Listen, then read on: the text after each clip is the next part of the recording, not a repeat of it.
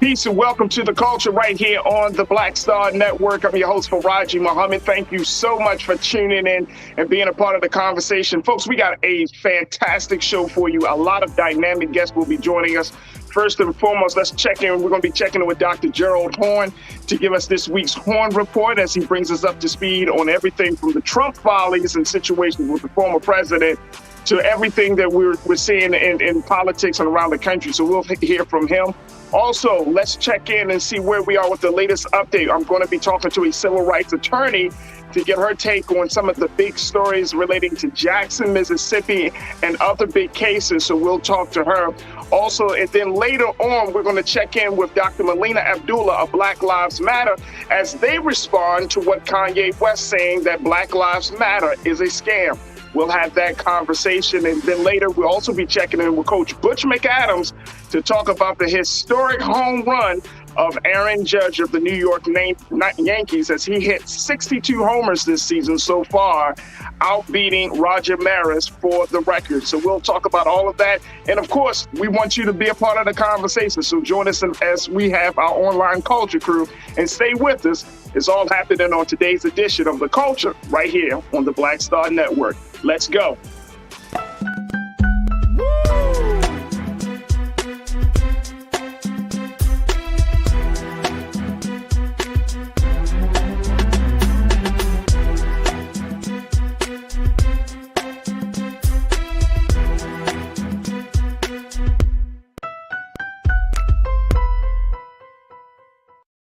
All right, folks, good afternoon and welcome to The Culture here on the Black Star Network. So happy that you're able to join us. Big shout out to my online culture crew that's checking in on YouTube, Facebook, and all of our streaming platforms.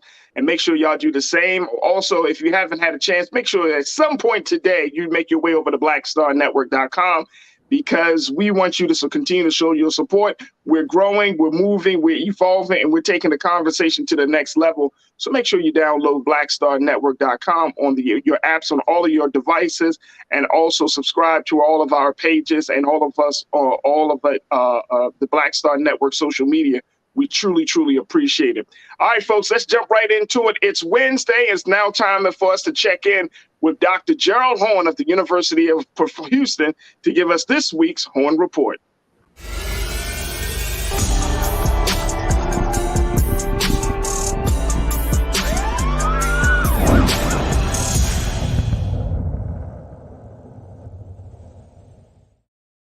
All right, peace and good afternoon, Dr. Horne. How are you, sir?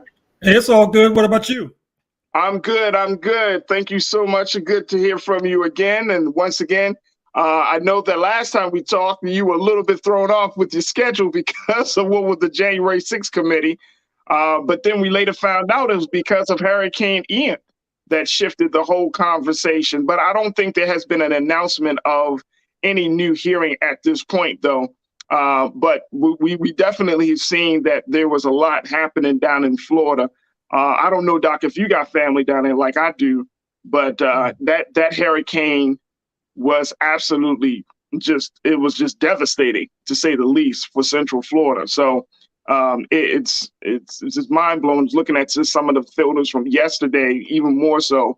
Over 100 people have died, and as a result of this, and it's going to be interesting to see how the state of Florida recovers from this. I know that's not one of the big things, but it just came to my mind, just like, it's funny politically because Ron DeSantis, the governor down there, who has been against everything about climate control, he has stopped major climate change bills from happening in the state. And now this happens. And now it's like he got to eat his words and ask President Biden for some help at this point. Well, I don't expect him to eat his words because hypocrites ordinarily do not eat their words. And sadly, it's not just Governor DeSantis, it's his comrades in the Republican Party, speaking of Senator Marco Rubio, who's facing a stiff challenge from Val Demings, a congressperson member of the Congressional Black Caucus, in this re-election race that will be settled within a few weeks.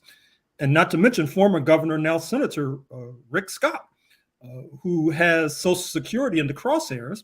And as you suggested, like his other comrades, they voted consistently and persistently against anything that would arrest climate change.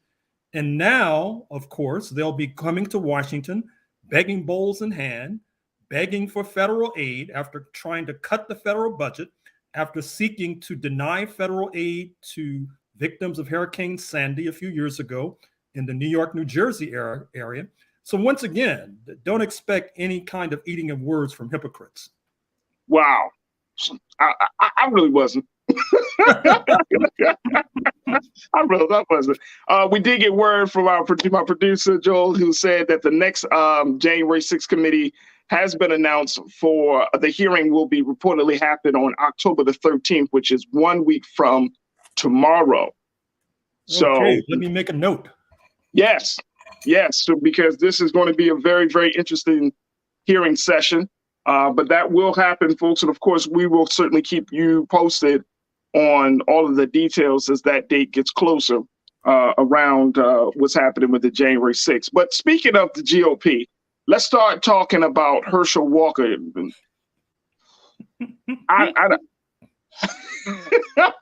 Look, Brother Roland has done extensive conversations around this guy and him as a person and him as a candidate. But some of the talk right now, based upon the reports I've come across, Dr. Horn, is that pretty much that the GOP is still standing behind Herschel Walker running for the Senate down in Georgia.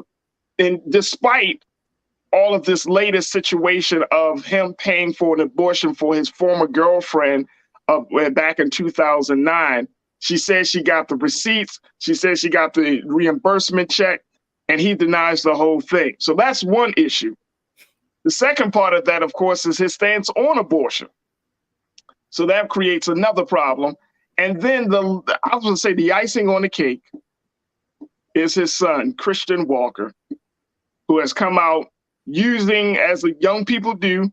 Now, his son is a MAGA Republican. He's all the way in. I went on last night, Dr. Hoyd, went through his Twitter a little bit, his Twitter feed, and this young guy is he's all in for MAGA. He said he moved from California to Florida so he can be closer to Ron DeSantis, who he deems as being his hero.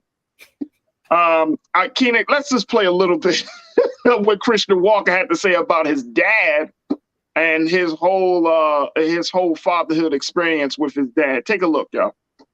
Silent lie after lie after lie. The abortion card drops yesterday. It's literally his handwriting in the card. They say they have receipts, whatever. He gets on Twitter. He lies about it. Okay, I'm done. Done. Everything has been a lie. Don't lie on my mom. Don't lie on me. Don't lie on the lives you've destroyed and act like you're some moral family man. Y'all should care about that, conservatives. He seems a little angry, Doc. Apparently so. But this is a very serious matter because Mr. Walker, who of course was a star football player with the Georgia Bulldogs, the University College team, was a good close comrade of Donald Trump when Donald Trump owned the New Jersey Generals. Herschel Walker played for the Minnesota Vikings and the Dallas Cowboys. And I have to say that as a running back, he was supreme. Right. As a political candidate, not so much. With regard to abortion, of course, he denies inducing or encouraging this woman who's accused him of having an abortion. As you suggested, he's not only against abortions, but abortions in cases of incest, rape, and danger to the mother's life. So he's a hardliner. But I think it's also important to look at those who are supporting him. We should not be surprised that the so-called pro-life movement, the anti-choice movement, the anti-abortion movement is standing by their man.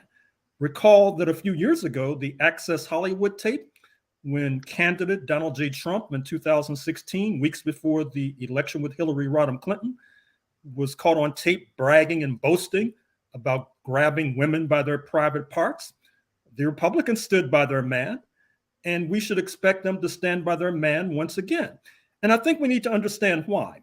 We need to understand that over the decades, we, that is to say the Black community and our allies, have done a bang-up job in seeking to discredit, at least formally and officially, fundamental ideas about Black inferiority, which these conservatives used to expound regularly. And so now they want to discourage the idea that they're racist by standing by a Black candidate. And we should not allow them to get away with this nonsense, particularly since we know that his competitor, Mr. Walker's opponent, is incumbent Senator Raphael Warnock, an ordained minister, in addition to being a senator, pro-choice, running in conjunction and in league with Stacey Abrams, who we trust will be the next governor of Georgia.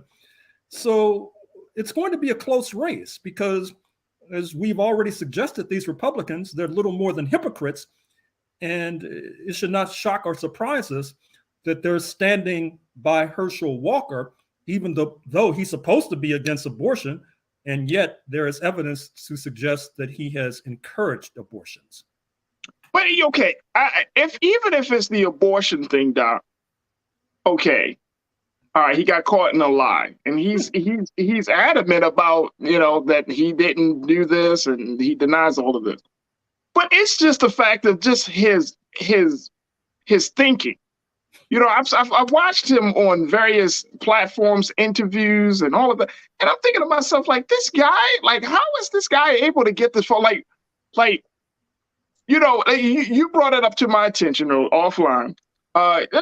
Keenan, let's just play the Saturday Night Live skit of Kenan Thompson, and then this is sad. This is really, really sad because it's like life imitates art. If we had played this skit, this is Saturday Night Live of Kenan Thompson playing Herschel Walker during the segment with Michael Che. Check this out. Last month, Senate Minority Leader Mitch McConnell expressed concern about Republicans' chances in the midterms, blaming candidate quality. Here to explain what he meant is Mitch McConnell and Georgia Senate candidate Herschel Walker. Pleasure. Yeah, let's go team, all right? So, Herschel, you're a former NFL player. Yes. With no political experience. That's right. And you were caught lying about having 3 secret children. Yes, sir. So, Senator McConnell, do you really think this guy is ready to be a senator? It doesn't matter what I think. It matters what I say, and I say, go Herschel Walker. Hey, well, I love you too, Mitch McConnell. You see, we not so different. Me and Mitch are like 2 peas in a bag.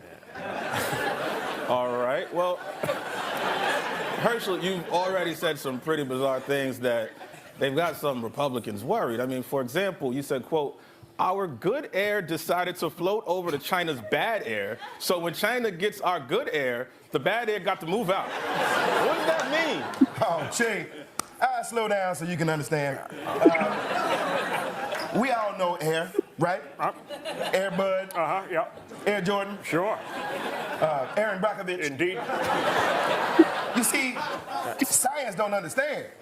Everybody talking about climate, but what we really should be focusing on is pulling Hawaii closer. Ooh, oh, yeah. Bring that climate over here. That's a good idea. I like that. They don't need it. They little. So that's something we need to look at very, very closely. Right, Bish? Right, it's Mitch. Yeah, that's exactly right. Yeah. Okay, well, Senator McConnell, I got to ask, what qualifications does this guy actually have to be in the Senate? Well, there's too many to name. First of all, he played football, and Georgia loves football. Everybody loves football, baseball. In fact, man, catching balls is what makes us different from apes, okay? That's right. And listen, if we come from apes, why are there still apes out there? Riddle me that, Obama Michelle. What are you talking about? Do you have any real policy proposals? Of course I do. You know what? I wrote a few down for Mitch on the way over here. Here, go ahead. Read that there, Mitch. Sure. Proposal number 1, Barbecue Tuesday. There it is. Number 2, let's get a daytime moon. That way, no more rain. Boom. And number 3, create a department of Instagram booty. Too many girls out here faking their cake. It ain't right. It ain't right. You know what? You know what, Herschel? Why don't you just tell them about yourself? Oh, okay, yeah. Thank you, Stitch. I don't mind if I do. Where's my camera? Is it down here? No, it's right there, man. It's there. Oh, okay. Hi, America. My name is Herschel Walker, and I play football for the U.S. Senate. Whenever I'm in hard times, I think of the strength of our founding fathers, George Carver Washington, the Jeffersons, and Benjamin Frankenstein. They changed the world when they got together and wrote the Bible. And when I'm the government, we gonna see. Thank you. Okay, Mitch McConnell and Herschel Walker, everybody.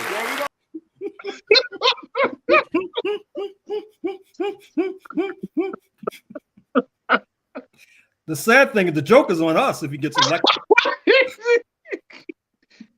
If Herschel Walker, as a political candidate, was a character on Saturday Night Live, I would be like, oh, okay, this is really funny. But Herschel Walker, as a candidate, is a real person. Yeah, it's a sign of how politics in this country has deteriorated. More than that, how the Republican Party is so desperate to have these puppets in office that they will descend to putting forth this utterly incompetent former football player to be a serious so-called candidate for the United States Senate. It's an outrage. It's an insult. And so here's the thing, though, Dr. Horn, as we look at this, here's the thing.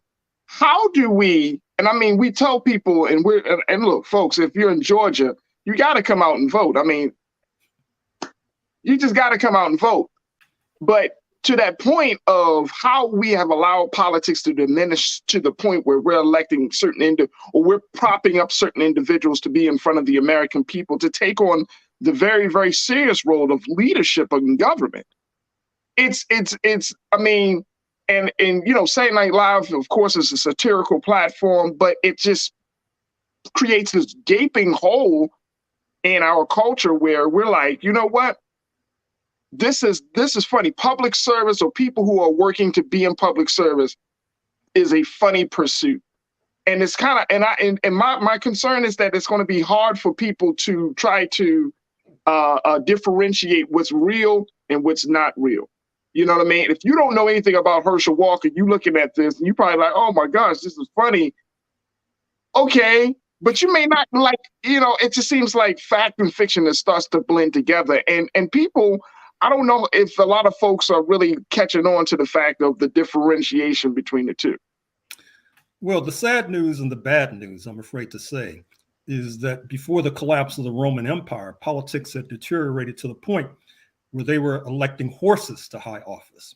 So the fact that the Herschel Walker is being put forth is not a very good sign for the advance of this country, not to mention this society. The good news is that even in his own hometown of Wrightsville, Georgia, according to a recent New York Times report, he has next to zero support from the Black community. In other words, if he is elected, it will not be because of the Black vote. It will be because of the so-called white vote, which is trying to put him forth in order to get a vaccination against the notion that they might be racist, which we know is a fact. Wow. Absolutely mind-blowing. All right, let me just take a couple of comments about this before we move on to the next topic here, Doc. Deidre Hall checking in. Good to hear from you, Deidre. You said that was crazy. Plus, he lied about not paying the woman for abortion. Right. Exactly. Thank you for checking in, Deidre. Shalinda, you said, I really feel bad for his son and the mother, but he also get what he deserves. Right. Which is public scrutiny, embarrassment, humiliation. He knows better. Well, maybe he doesn't, Doc. Maybe he doesn't. Chris V, thank you so much, Shalinda. Chris V, you said next Herschel will be saying China declared war on the U.S. by having their bad air travel to the Atlantic Ocean to start up Hurricane Ian.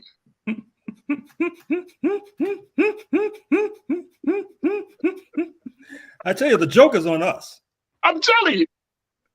And that's the sad part about it. I remember when President Trump was running, and people were laughing, and I was just like, y'all know that if this man actually wins, this is real life. This is not like, and I didn't feel like Dr. Horn, it took America probably a good year, maybe a good year and a half to fully accept that President Trump was in the White House, even after he got elected. You know what I mean? It was like this 1 year time frame. People were like, is he really the president? Like, who won folks were still asking, like, did Trump really win the election? It's like, yeah, it's January 2017. You know what I mean? It's like the situation moved on. So I just, and I think the sad part about it is if we're making fun of a fundamental institution, of a fundamental system that keeps order, that keeps us moving forward, everything, it seems like all bets are off. And once you get into that place, to your point, Dr. Horn, once you get to that place, it's just like we're going to be down. It's a downward slope. It's a downward slope. If we can't take our own representatives seriously, we can't take our own system seriously, then how can we expect the rest of the world to look at us and take us seriously? Not only that, but when you get these nincompoops like Herschel Walker in the U.S. Senate, it increases the danger of war, because he will basically do whatever the warmongers suggest that he does. And we can no longer laugh that off, because if we have time, I'm sure we'll find the opportunity to talk about the fact that we may be on the verge of World War III as we speak. Well, let's talk about it. Let's talk about it, because that's the other part about it. You got people in there, and I saw a report, Dr. Horn, and I can't remember right now whether it's the New York Times or Washington Post, but basically, or USA Today, but basically it was saying that more MAGA Republicans have ran for office and have won the office. You and I talked about this. Now we're in a situation where relationships with Russia and other places may be getting so intense that some of the big decisions about our very lives are going to be in the hands of individuals like this. I'm not talking about Herschel Walker, just in terms of individuals who are just looking for a power grab, and instead of looking at how do we save this country? How do we make sure that all of the people in this country are safe and sound? And so when we're looking at the situation right now in Russia, and here's the latest, folks, Russia is, I would say, taking on, they're like trying to throw paint at the wall, trying to figure out how to get out of this situation they find themselves in with Ukraine. Ukraine is fighting back. Ukraine is taking territories. And as a result of that, the annexation of regions in Ukraine is moving forward. We're talking about creating a reserve list. Russia is talking about trying to get 300,000 folks to be a part of this reserve army. They're still talking about doing some things with the resources of oil and other natural resources there. And now they put up, of course, we talked about this a little bit, but they're still doubling down on using nuclear bombs. Here's what they said. Take a look, folks. Check out this. This is some of the latest, where Putin has previously threatened to resort to nuclear weapons if Russia's goals in Ukraine continue to be thwarted. The annexation brings the use of a nuclear weapon a step closer by giving Putin a potential justification on the grounds that, quote, the territorial integrity of our country is threatened, as he put it in his speech last week. He renewed the threat on Friday with an ominous comment that the U.S. atomic bombing of Hiroshima and Nagasaki created a, quote, precedent for the use of nuclear weapons, echoing references he has made in the past to the U.S. invasion of Iraq as setting a precedent for Russia's invasion of Ukraine.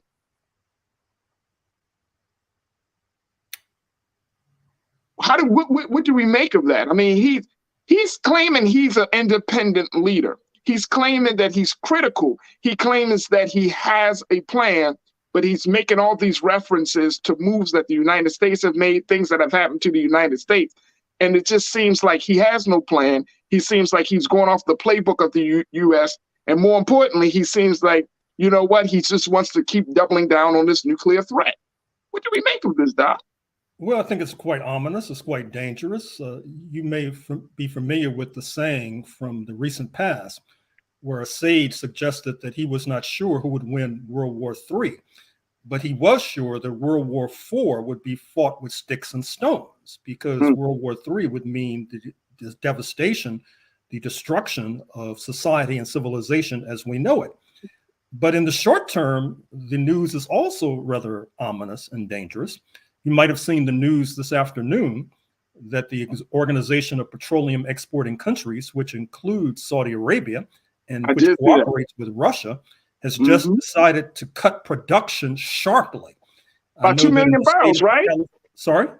2 million barrels. I'm sorry, 2 million barrels. If that is that the right number that I saw that OPEC? It may be more than that. And what that means, if you drive down the supply, you're going to drive up the price. And I know that in California, it's approaching $7 per gallon. Oh, it's there, Doc. Sorry? It's already there. Yeah. So with this latest OPEC cut, you can be expecting to pay more. And you know that the United States has this so-called strategic petroleum reserve. That is to say, oil that they keep in caverns and caves. Months ago, Mr. Biden began to release that supply. And now that's basically tapped out. And so there will be no recourse if OPEC decides to cut supply. And then here's the icing on the cake from Moscow's point of view. Meteorologists have suggested that November winter will be approaching. That is to say, before December 21st. And we already know about the sabotage of the gas pipeline from Russia into Western Europe. We already know that you see people in the forests in Austria collecting wood to burn in wood-burning stoves. I don't know if I shared with you what might be apocryphal. That is to say, the big winner from this crisis in Europe might be the estate of late Philadelphia crooner Teddy Pendergrass and his song, "Turn Off the Lights, Light a Candle," because that's basically what's approaching in Western Europe. Absolutely. I can definitely see that. And as you spoke my language when you talking about the barrels of gas, Doc, because you're right. I'm wondering how high can it really get? I don't know what the strategy is from America and the rest of the countries, but I mean, do you foresee gas getting to the $8, $9 gallon price? And if so, what will that do? Well, yes, it basically means a wage cut for those who have jobs. You know that the Federal Reserve is already raising interest rates because they're trying to induce a recession because they feel that's the only way to curb inflation. That is to say, the rise in prices that you're already alluding to. And so you can expect higher unemployment. You can expect more homelessness. In fact, I saw an article the other day about folks devastated by Hurricane Ian, and they've raised the blue and yellow Ukraine flag at their homestead because they figured that that might cause Congress to send them some aid. That's the kind of crisis that we're now facing. Wow. Doc, we got a couple of moments left, and I always enjoy our conversation. But I wanted to get your take on what's happening as we talk about what's going on with Russia. Let's bring it back home again to what's happening here in America, as we saw Oath Keepers are on trial this week. Over the past few days, they have been scrutinized for their involvement with January the 6th and their plans to overthrow the government. Here's what is said out of the New York Times, folks, that Antifa election fraud in 1776, these were messages provide window into the Oath Keepers. And Stuart Rhodes, who is the leader of the Oath Keepers, is under great scrutiny. Here's what he said. This is what's been reported very quickly. The day after the election, for instance, Mr. Rhodes called for the creation of an armed quick reaction force of military and law enforcement veterans to be on hand for pro-Trump demonstrations in Washington and other cities. In a message to his subordinates, he suggested the importance of the force by quoting George Washington speaking to his troops in 1776, saying the fate of unborn millions will now depend under God on the courage and conduct of this army.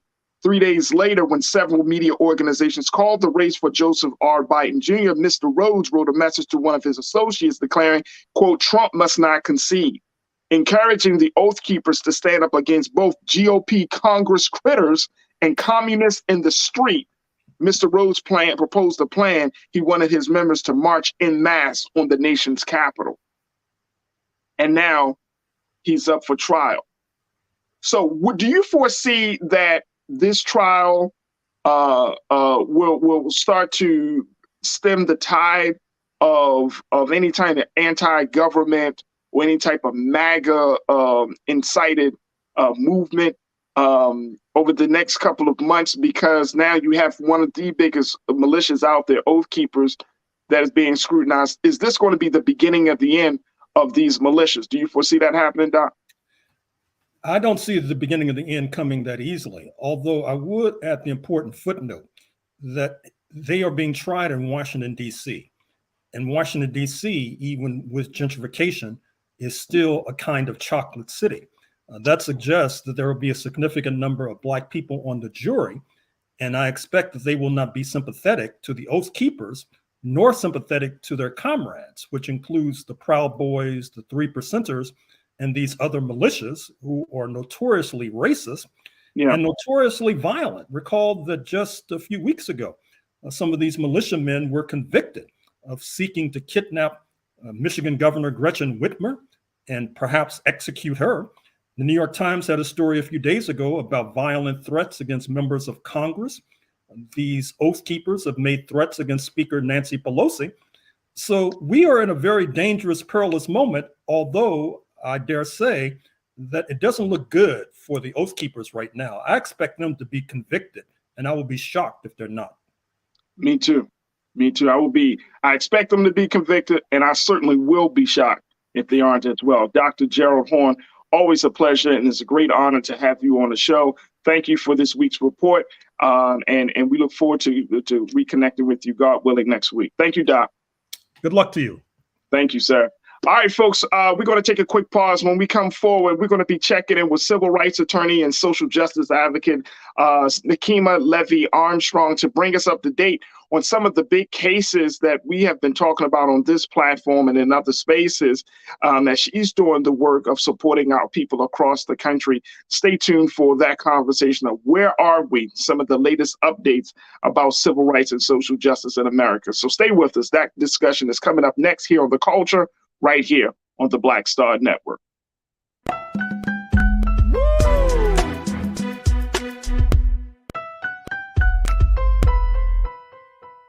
Hatred on the streets, a horrific scene, a white nationalist rally that descended into deadly violence. White people are losing their damn minds. An angry pro-Trump mob storms the U.S. Capitol. We're about to see the rise of what I call white minority resistance. We have seen white folks in this country who simply cannot tolerate black folks voting. I think what we're seeing is the inevitable result of violent denial. This is part of American history. Every time that people of color have made progress, whether real or symbolic, there has been what Carol Anderson at Emory University calls white rage as a backlash. This is the rise of the Proud Boys and the Boogaloo Boys. America, there's going to be more of this. Here's all the Proud Boys, guys. This country is getting increasingly racist in its behaviors and its attitudes because of the fear of white people. The fear that they're taking our jobs, they're taking our resources, they're taking our women. This is white fear.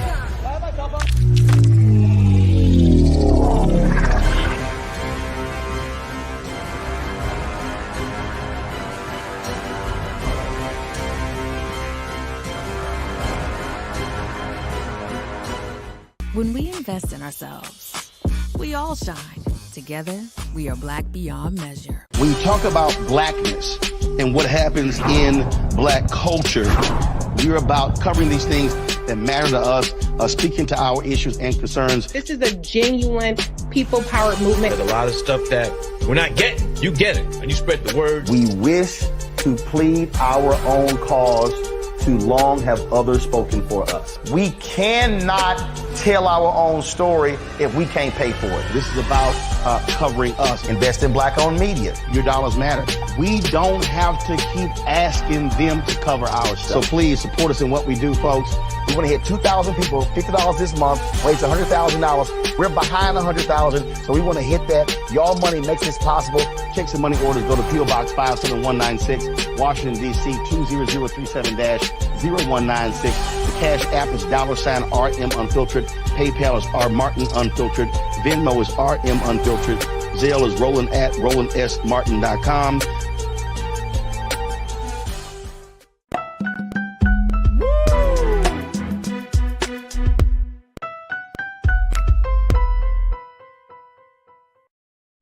Folks, welcome back to The Culture here on the Black Star Network. We have been talking about a number of issues that have been affecting Black America, from the Jackson, Mississippi water crisis to issues around police reform and social justice and civil rights. And it seems to be a plethora of things that we continue to discuss. And so today I wanted to kind of kick off a conversation, and I framed it as, where are we as we get updates about civil rights and social justice efforts? And the sister that we're bringing on today is a sister that's been on the front line for many years. She is a civil rights attorney, and she's also serving as the the executive director for the Wayfinder Foundation that is doing some work in the area of social justice. We want to welcome to the airwaves of The Culture here on the Black Star Network, Sister Nekima Levy Armstrong. Sister Nekima, thank you so much. How are you today?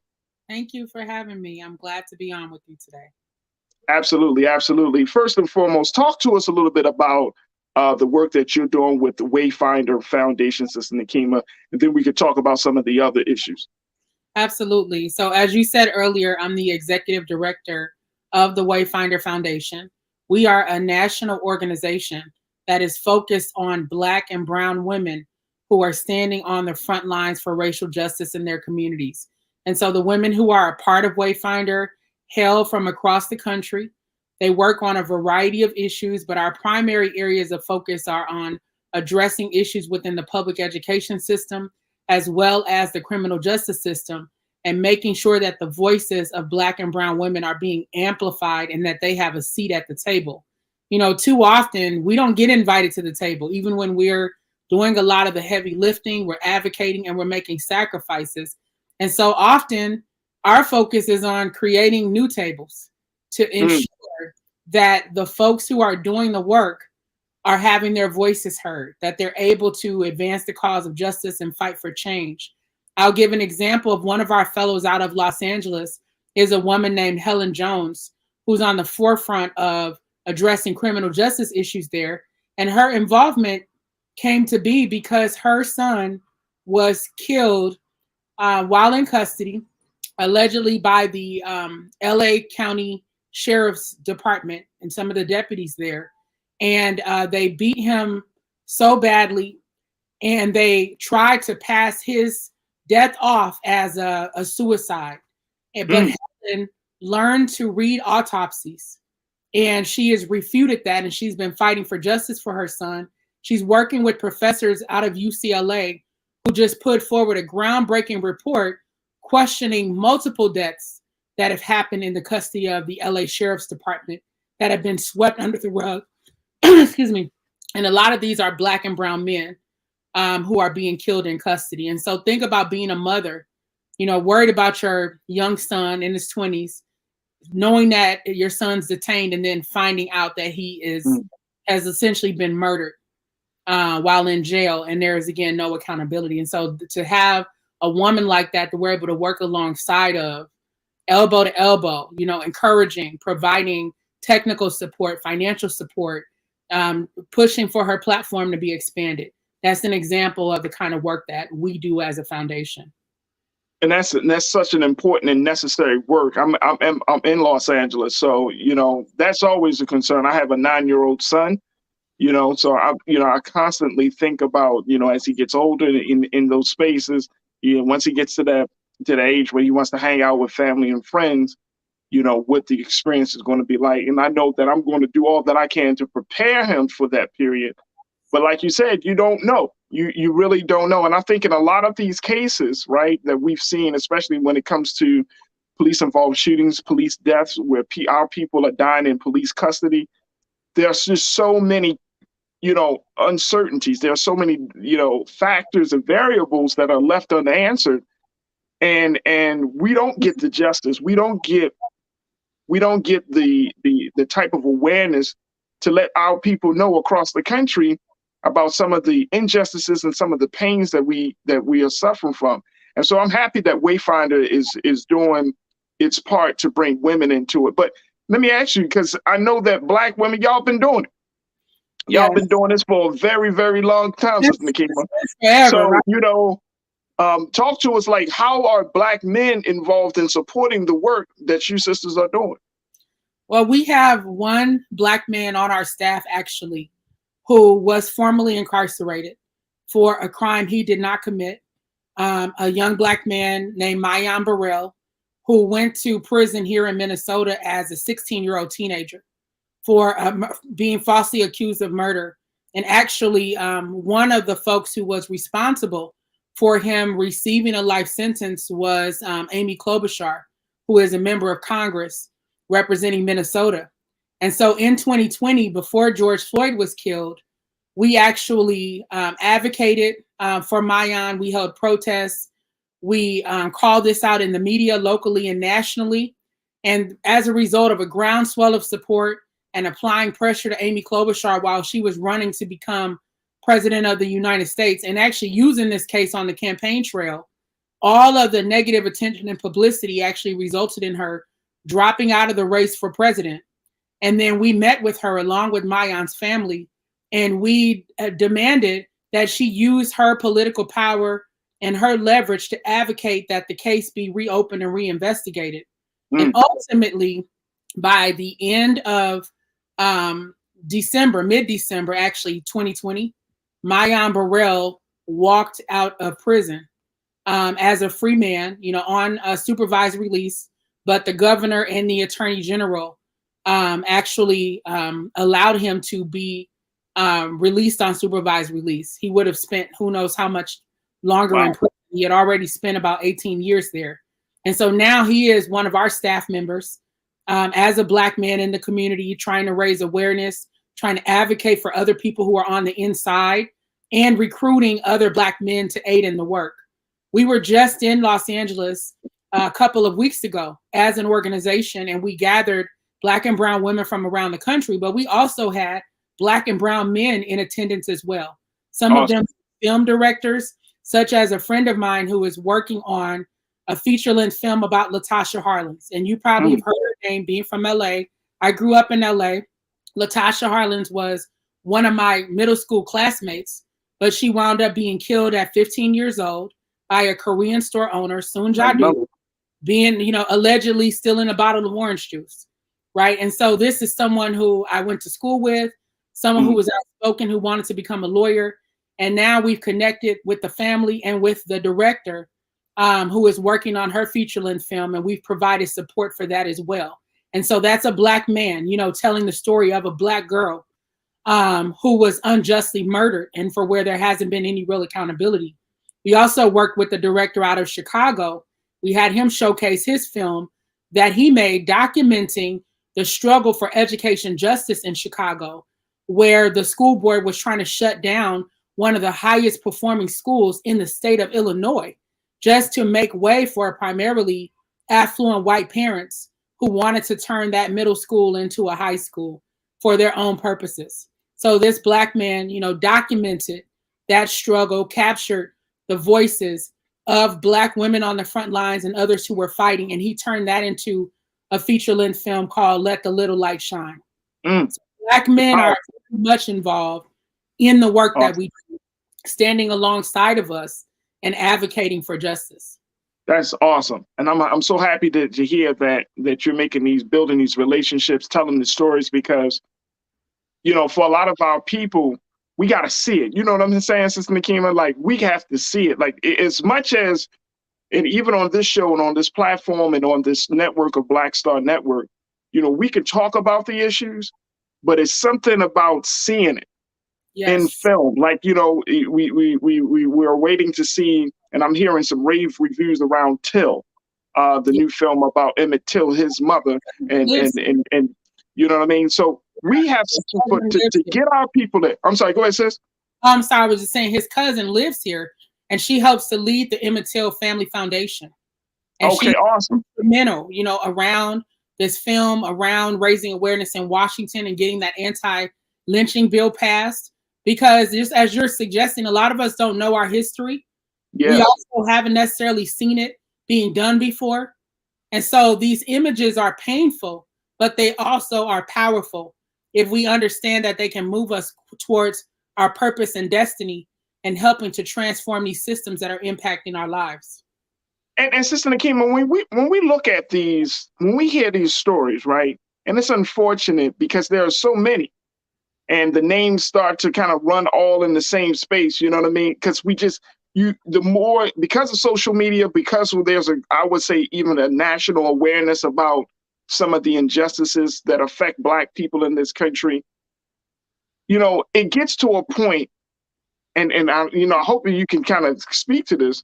But it gets to a point, I think, for some of us where it's like, okay, another story, another shooting, another murder, another Black person is getting beaten, another Black person is found hung in some jail cell down in the South or in this place, and it's like we when we're processing it, it's not quite like when we were back in the 80s. You know, I grew up in the 80s and 90s. I'm from the East Coast, so you process things different. Now in 2022, there's so much stuff that's coming in our minds and into in front of our eyes, and we don't process things, and we don't even quote unquote grieve, have the moment to just grieve. How do we get to that place? How do we find that? Because you're working with these families. You're an attorney, you're a voice, you're an advocate. So how do we take the time to really say, you know what, what's going on with this situation? What's going on with this situation? And how do we make sure that we are processing all of this properly so that way we can determine what the next step should be? Well, that's an outstanding question. And I think it's like the $20 million question that many of us grapple with, because so many of us, unfortunately, have become desensitized. When we hear these stories, we become numb to the pain and numb to the seriousness of what we're witnessing. And plus, we're in an age where everything is being documented, right? By ourselves through selfies or videos, or when we're out in the street. So everything is pretty much caught on camera at this point. I think the approach that has helped me is to, do my best to strike a balance, right? I can't be out there everywhere doing everything, but I can do some things. And so I try to figure out, well, what is my lane? What area can I most be impactful in, or help delegate, or help gather resources, to move things forward? And I think if more of us ask that question of, well, what can I do? What is my lane? What role can I play? That would actually help address a lot of the issues, and it would prevent burnout from those who are consistently on the front lines, making those sacrifices and putting our bodies on the line. So when I do get involved in something, I try to choose, what can I get involved in and actually make an impact around?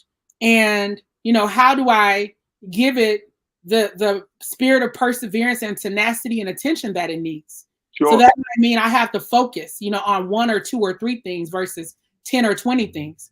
But when you have a village around you of folks who care, who have made a conscious decision to not tune out or be indifferent when these issues happen, and who are willing to do their part, then it makes a difference. I mean, that's part of how we were able to get justice for George Floyd after he was killed.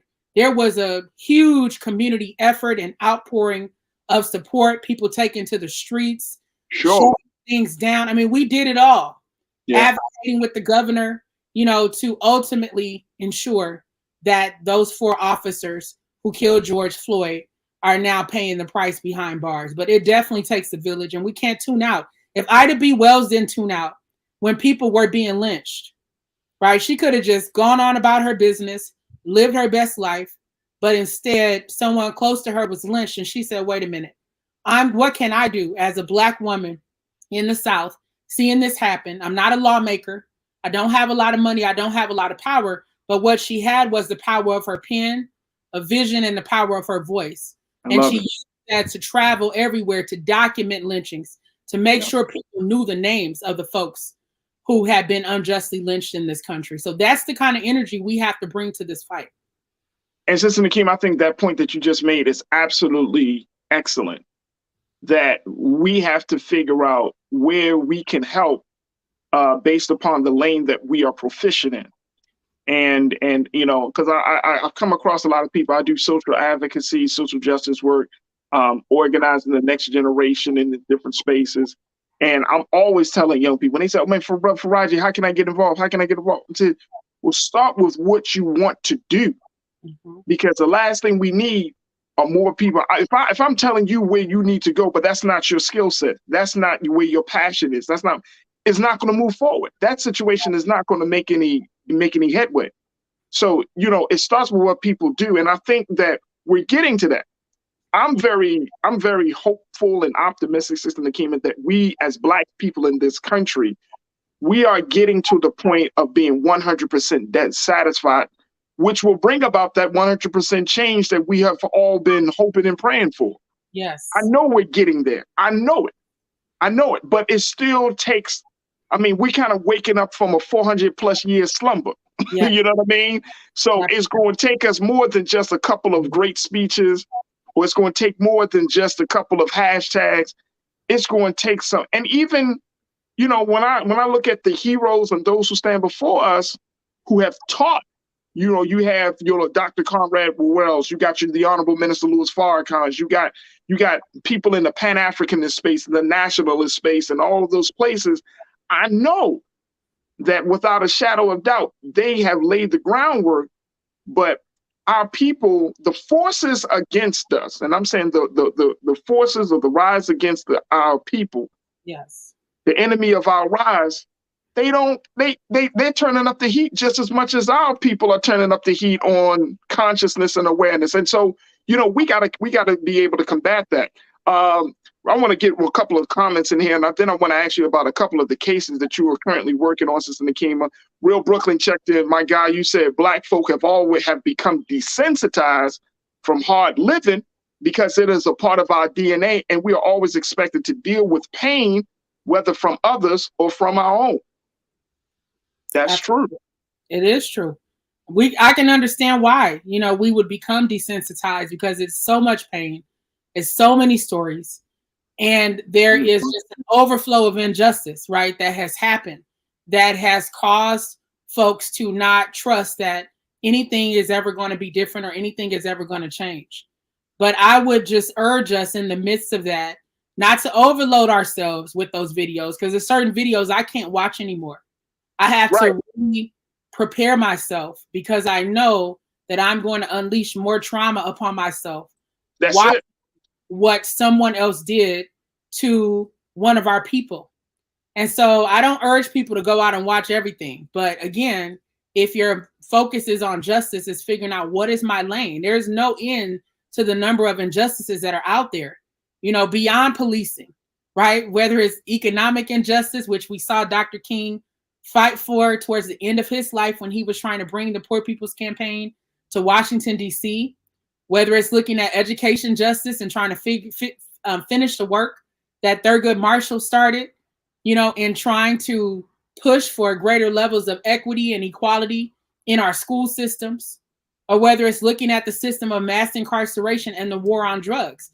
I would love to see, for example, the Congressional Black Caucus get involved in leading the fight to repeal the laws that make up the war on drugs at the federal level. They were instrumental in why we have the war on drugs to begin with, and generations of trauma upon trauma upon trauma, families split apart that we have never recovered from, never received reparations for. So some of those same folks who are part of that legacy need to lead the charge to repeal the war on drugs. And it should happen under the Biden administration. Lord knows they got the Black vote to get him in and all these other folks in. So what is coming to our people as a result of us sacrificing our vote to be a part of a machine that left us behind a long time ago, if we were ever a part of it to begin with? Absolutely. Absolutely. I would love for the CBC. They just had their 51st annual legislative summit conference. I would love it. I would love it. One of the things, and we talked about it on the show just last week, I think they're making some strides, but, there's still some conversations that are left untouched. Yes. The conversation around reparations, the conversation around, what is the political alternative for Black and brown and other marginalized communities? I think the CBC should be leading the charge in those spaces, because I would say white and Black folks in this country, we all are dissatisfied with the current state. of leadership, political leadership. So I would agree with you on that. Yes, Farajii, that's the thing. For like white people can be dissatisfied, but the entire system is built for them to be successful. Sure. Well, no doubt. With our dissatisfaction, a lot of times it's life or death. So Fact. That's part of the stakes that, we have to bear when they don't step up politically. They're asking for our vote, but they're not giving us anything in return. So our vote needs to count for something, or you're going to see that dissatisfaction turn into folks refusing to go to the polls because they feel that they're choosing between the lesser of two evils, but they can't tell which is which. Right. So it's in all of our best interest to address the deficits within the political system and to ensure that Black voices are being heard and that our votes are not being taken for granted. And again, the Congressional Black Caucus bears some of that responsibility because their Black faces and their Black voices were used as a tool of oppression for these harsh drug laws that have resulted in our families being broken up. Some would argue probably worse or equitable, equally to some of the things that they experienced during slavery and Jim Crow. So that's absolutely that needs to be on the table, and it needs to be on the table now. And you also mentioned reparations. I remember Congressman John Conyers, if I remember correctly, he brought forward House Bill 4040, right? Yep. Decades, bringing the same bill just to study reparations, not even for reparations itself, but to study it, and couldn't get that passed. And this man was ultimately booted out of Congress. He died, and I don't know who is picking up the torch in Washington. Well, Barbara Jordan and some of the other Black lawmakers have definitely picked up the mantle.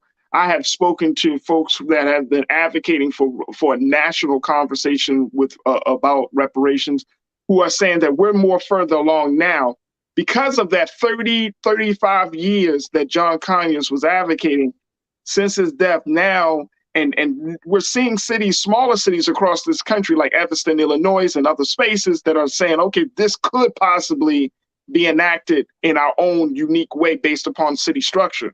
So I see that folks are feeling a little bit more hopeful. There was the big conversation about reparations here in California that Governor Gavin Newsom kind of held off, and I think there was an update about that. But we're further along, I think. Reparations is not a taboo subject in America anymore. True.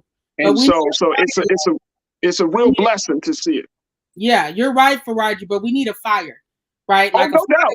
Sister King, we need like a forest fire. That's right. That's right. To let you know, like we don't need no more Smokey the Bears. We need a forest fire up in this piece for this thing. That's how serious it is. Because we look out, right? Our communities suffer. And then they blame us. We're like, we didn't create this. No. Y'all awarded this wealth. You haven't paid our people. And then you see predictable consequences of that. And then you want to blame us. But it's like, no, you all are responsible for a lot of the conditions we face in our community. And you won't lift a finger to get us over that threshold of just asking and ensuring that we get the resources that our ancestors worked for. Right. And who I work with, she says, listen, they shouldn't be worried about how Black folks use their money if they receive reparations. We haven't been worried about how anybody else has used their money. We haven't looked at the white folks who have benefited off of slavery directly and indirectly. We see them out at restaurants, shopping, buying the biggest houses and the nicest cars, and nobody asks how they're using their money. So we should not put that burden on our people. Our people should be able to use the money however they need to. And there needs to be more of a community reparations model, that looks at schools, that looks at free college tuition, and all kinds of things that would benefit us as a culture. Absolutely. And I want to correct myself. As Representative Sheila Jackson Lee that's picked up the mantle, and big shout out to my online culture crew to keeping it. Yeah, they keep me on point, Sister Nekima. So I appreciate that. I appreciate for the Farajii. We want to give credit where credit is due, but there's a number of Black lawmakers that have joined on to Representative Lee's effort to keep this situation alive. We got a few moments left, Sister Nekima, but I want to kind of get your take on two very important cases. One is that one of the things that you do with Wayfinder Foundation is you deal with the welfare system and making sure that there is some level of equity in welfare policies. You've been working on this whole scandal relating to former NFL quarterback Brett Favre. And I wanted to ask you, where are we with this scandal as it relates to him being involved and him getting money in a very, very secretive and a very, very unethical way. And because you guys have actually started a petition on change.org around this issue. Talk to us a little bit about that. Yes. So some of the women who are connected to Wayfinder are from the Delta region of Mississippi. I'm actually originally from Jackson, Mississippi.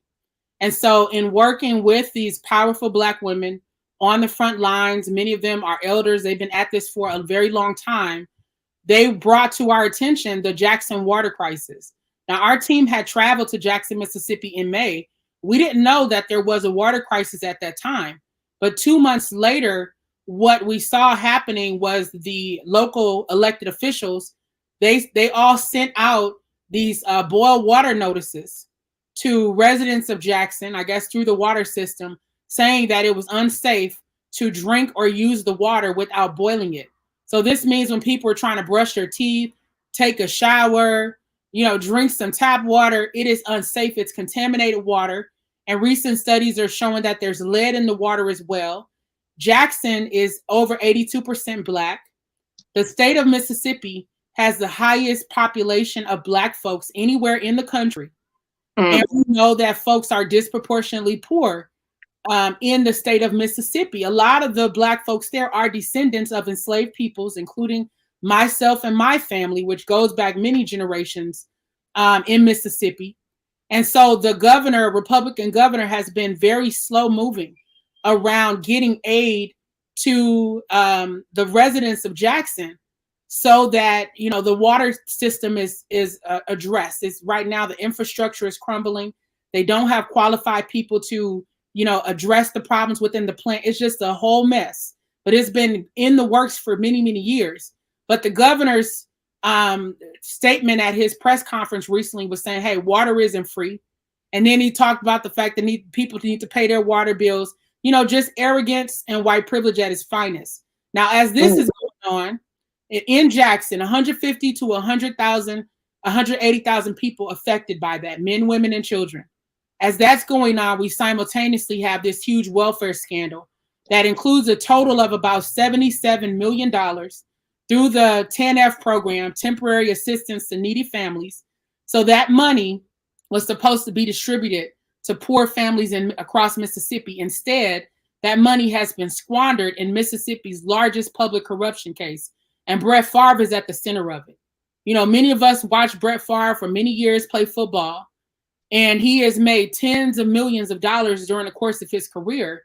So why is it that he had to go to his contacts within Mississippi, including the former governor, Phil Bryant, to get them to commit millions of dollars to build a volleyball facility at his alma mater, the University of Southern Mississippi, which is the same school where his daughter attended college and played on the volleyball team. So millions went towards building a new volleyball facility there. And as a part of this agreement, Brett Favre was told he would receive $1.1 million for speaking engagements that he never completed. So to date, he's paid back the $1.1 million. He still owes over $200,000 in interest. And beyond that, he also asked Mississippi to invest in a pharmaceutical company that is supposed to look at concussions and find a cure for concussions. But this was money meant for low-income families. So how did it end up in the hands of a Hall of Famer who has all the money, all the privilege, all the access to do something that was one of his personal pet projects or in the interest of his family, which is unconscionable and unacceptable. He has not been respected. I'm sorry. No, I was just going to ask those, sis, and these are pictures of Brett Favre, of course. But Sister Nekima, is Wayfinder not only trying to get those resources back to those who need it, but also trying to get some punishment, some level of get some consequences against Brett Favre? Yes. So our petition is calling out this issue to raise awareness. We are calling upon the Attorney General of Mississippi to bring charges against Brett Favre. We're also calling on President Biden and the Department of Justice to do their part to investigate this and to bring charges against Brett Favre. And part of this is making sure that this doesn't happen again. There should have been safeguards and safety nets and mechanisms in place to protect those resources for low-income families. Yep. And everybody went through the ringer during COVID-19. So those families needed those resources. And I also think about the fact that Black folks are prosecuted on the daily for so-called welfare fraud. And sometimes we're talking about, hundreds of dollars, thousands. We're talking about food stamps, just paper money, to go buy groceries. Black folks are prosecuted on a regular basis for those things. So how has Brett Favre been allowed to get away with this with millions of dollars at stake? He even raised questions in some of the text messages. Can the media find out about this? Trying to keep it on the down low. And so we're starting to see a slow trickle of interest in this case. More outlets are beginning to cover it, but he should have been in handcuffs by now. Because if he was Black, we know his mugshot would have been splashed everywhere. He would have been taken into custody. He would be facing multiple felonies for what Brett Favre has done. So that's what we want to see in this case. We want to see Mississippi step up, and we want to see President Joe Biden step up and hold Brett Favre and all who are responsible for this accountable. And Sister Nekima, very quickly, how can people, sign on to this petition on change.org? So if folks go to change.org and they use the search function, our petition says call to action, hold Brett Favre accountable. So we're asking people to sign on.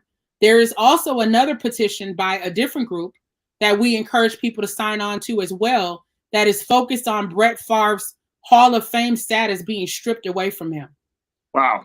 I would urge people to go on and sign both petitions. And if there's other petitions that are seeking to hold Brett Favre accountable, to get involved. It takes a second to sign on as well as to share it with others in our network. And what I hope is that enough pressure will be built that Brett Favre will ultimately be held criminally liable for what he has done, which will signal to others, don't play with poor folks' money. Nope. I don't have time for that. Absolutely. Absolutely. Sister Nekima, I know that our time has been very well spent, and I really, really appreciate you. We got to bring you back on, sis. Because we know that you're also working on the Jackson, Mississippi water crisis. So we need to get an update about where we are with that situation. But I truly, truly appreciate you for coming on. And how can people get more information about your organization, Wayfinder Foundation? So they can go to www.wayfinder.foundation. We are also, that's our web address. We are also on Instagram as well as Twitter and Facebook. And if they want to find me directly, they can find me on Instagram at Nekima L. There it is right there. Sister Nekima Levy Armstrong, who is a civil rights attorney and executive director of Wayfinder Foundation. Sister Nekima, thank you for the great work. Thank you for your insight and your brilliance. And most importantly, thank you for being so good for the culture. God willing, we'll bring you back onto the show, and we'll have some more updates from you as you continue to do the great work on the front lines. Thank you, Sister Nekima. We truly appreciate you. Thank you, my brother. I appreciate you and all the work that you do. Thank you. Thank you. Anytime, I'm willing to come back. Thank you. Sounds good. Thank you, sis. All right, folks, we got to take a quick pause as we move forward. Let's have a conversation about Black Lives Matter, as hip hop artist and fashion designer Kanye West has once again taken a swipe at the organization that has been calling for Black lives to be taken more seriously. Kanye West recently said that Black Lives Matter is a scam. We're going to be checking in with Dr. Melina Abdullah of Black Lives Matter Grassroots to give her response to what the hip hop star has to say. And then later we check in with Coach Butch McAdams to talk about Aaron Judge and his 62 homers and the impact that it's making on baseball history. Stay with us. Those discussions are up next here on The Culture on the Black Star Network. We'll be right back.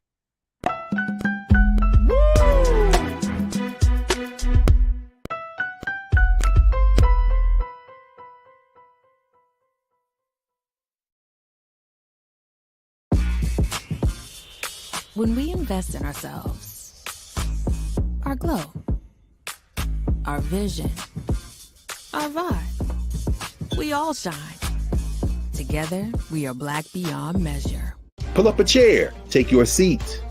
The Black Tape with me, Dr. Greg Carr, here on the Black Star Network. Every week, we'll take a deeper dive into the world we're living in. Join the conversation only on the Black Star Network. I'm Deborah Owens, America's Wealth Coach, and my new show, Get Wealthy, focuses on the things that your financial advisor and bank isn't telling you, but you absolutely need to know. So watch Get Wealthy on the Black Star Network.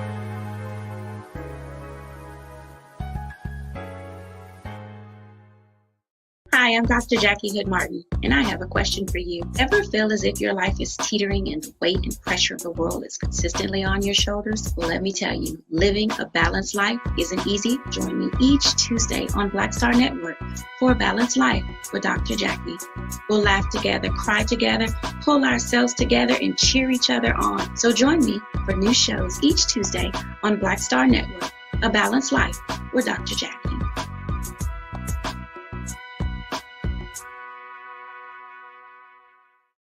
When we invest in ourselves, we all shine. Together, we are Black beyond measure.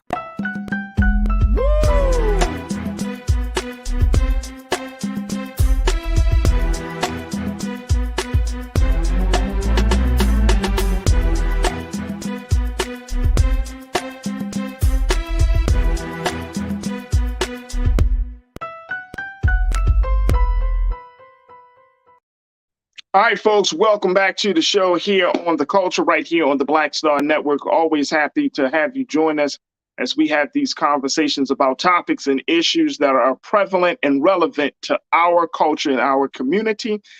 Make sure you continue to show your support for Black Star Network. You can go to our website today at blackstarnetwork.com, blackstarnetwork.com, to show your support financially, as well as continue to share the content about the great work that we're doing as we raise up these conversations and have these discussions that affect us each and every day. So blackstarnetwork.com. Also, make sure that you follow me on my social media platforms. I'm at Farajii on Twitter and The Real Farajii on IG.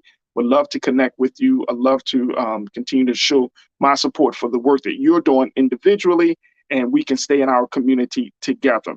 All right, I wanted to have a conversation about the it just seems like this is probably one of the crazy cultural moments, again, relating to hip hop artist and fashion designer Kanye West, as he had his major fashion show across the waters just a few days ago. And as part of the fashion show, he came out and put some very, very controversial views on some of his pieces. One of those pieces is a T-shirt that's read "White Lives Matter." Now, this took a whole different conversation, because not only was he wearing the shirt, but he actually had members of some of the models, including Lauryn Hill's daughter, to wear the shirt in the show. And Candace Owens, who was a conservative pundit, a conservative strategist, and a MAGA supporter, she wore the shirt, put it on her social media to show that he stood with her, and she was just happy about it. And it has caused many people to ask the question about whether Kanye West is really good for the culture. But more important than his personal brand, Kanye has said some crazy things over the years, to say the least. But then he took a swipe at the nonprofit organization Black Lives Matter, saying it is a scam, and that white lives matter. Wow. Well, we wanted to talk to the sister that is doing the work on the ground level, that understands the impacts of how superstars and celebrities the impact they make on what we see and how we see the world and how we see all of these different views. So we have our sister to join us again, Dr. Melina Abdullah, who serves as the co-founder of Black Lives Matters Grassroots here in Los Angeles, and also is doing the great work of continuing to teach us how to look at moments like this from with the right perspective. Also, Sister Melina is a tenured professor and has been doing the work of talking about history and racism and addressing those issues in the classroom space as well. Sister Dr. Melina Abdullah, it's always a pleasure to have you. Thank you so much for joining me this afternoon. Thank you so much for having me, Brother Farajii. This is a interesting one. This is a big, I lectured on this yesterday in my class. I teach an online class called Black Power, and we're reading Teray and Hamilton's book, Black Power, and they talk about the different forms of racism. And I actually used this as an example of internalized racism and what that means and how harmful it is to Black liberation. And you know what? I'm telling you, let me tell you why that's so deep, Sister Melina, because I literally was thinking, I was like, all right, I'm going to talk to Sister Melina today. In preparing for our conversation, I said, I'm going to talk to her, but I really want to pick her brain about this dynamic that we see. Like, I can write Kanye West off. I don't give him too much credence. You know what I mean? Because he said some things in the past, and yes, I've enjoyed him as an artist, but now it's like, bro, you're just getting disinvited from the cookout and the whole nine.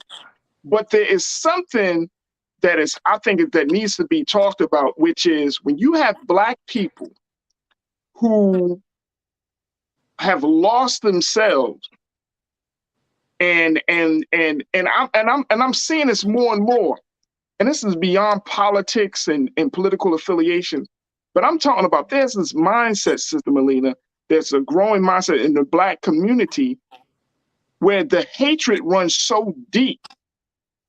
It's like we are sabotaging, and for lack of a better word, we're sabotaging ourselves. And I'm trying to figure out, this is not necessarily a new thing, but I'm seeing it as a very prevalent thing that we're starting to see more and more Black people who are defending certain views, defending certain things happening in our community, right? Because we don't want to seem quote unquote racist. We don't want to go against another Black man because he's Black.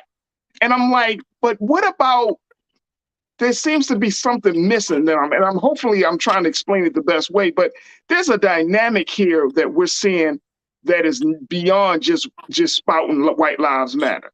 There's something very, very fundamentally wrong. Well, I want to lift up that first, when we think about that terminology that he used, the white lives, where does that come from, right?